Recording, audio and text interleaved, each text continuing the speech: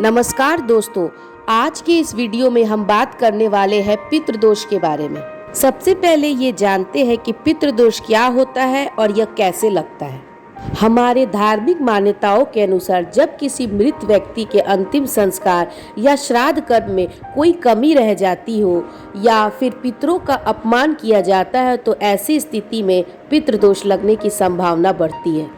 इसके अलावे नीम, बरगद या पीपल के पेड़ का काटना और जाने अनजाने सांप का मारना भी पितृदोष का कारण बनता है। पितृदोष के कारण जीवन में कई तरह की परेशानियां आती हैं। कुछ प्रमुख लक्षणों से हमें पितृदोष के बारे में पता चलता है। इसमें पहला कारण है पारिवारिक कलह।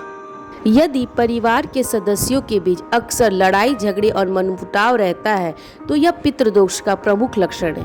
संतान की चाह रखने वाले दंपति को संतान सुख न मिलना या विकलांग संतान का पैदा होना भी पितृदोष के लक्षणों में से एक बताया गया है।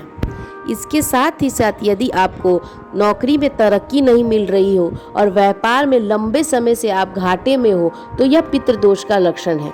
यदि आपके परिवार में हमेशा कोई ना कोई सदस्य बीमार रहता हो या कोई सदस्य लंबी बीमारी से जूझ रहा हो तो यह पितृदोष के लक्षण है। विवाह में देरी होना या वैवाहिक जीवन में परेशानियां आना पितृदोष के प्रमुख लक्षण है। यदि परिवार में किसी न किसी सदस्य की हमेशा दुर्घटना हो रही हो तो यह पितृदोष का लक्षण है। इन सभी चीजों के अलावे यदि आपके सपने में बार बार पितृ आ रहे हो, घर की तुलसी बार बार सूख जा रही हो या घर पे पीपल के पेड़ बार बार उग रहे हो तो यह पितृदोष का लक्षण है। चलिए अब हम बात करते हैं कि पितृदोष से बचने के लिए हमें कौन कौन से उपाय करने चाहिए। सबसे पहले श्राद्ध पक्ष में अपने पितरों का तर्पण और श्राद्ध कर्म अवश्य करना चाहिए। इसके साथ ही साथ पितरों को प्रसन्न करने के लिए हर सुबह सूर्य देव को जल जरूर दें। अपने पितरों की फोटो को हमेशा साफ सुथरा रखें और उस पे फूल माला चढ़ाएं। इसके साथ ही साथ उनके सामने खड़े होकर हमेशा अपनी गलतियों की क्षमा मांगे। पितृदोष से बचने के लिए हमें अमावस्या का दान जरूर करना चाहिए। इसके साथ ही साथ किसी भी जीव जंतु जैसे कुत्ता, गाय को हर रोज रोटी देना चाहिए। इसके साथ ही साथ पितृ को शांत करने के लिए दूध में जल और काला तिल मिलाकर पीपल के पेड़ को चढ़ाना चाहिए। हमारे धार्मिक ग्रंथ में पितृदोष से बचने के लिए कुछ विशेष मंदिरों में पूजा अर्चना करने का विधान बताया गया है। इसमें पहला नाम आता है दक्षिणेश्वर महादेव जी का मंदिर, जो हरिद्वार के कनखल प्रांत में स्थित है।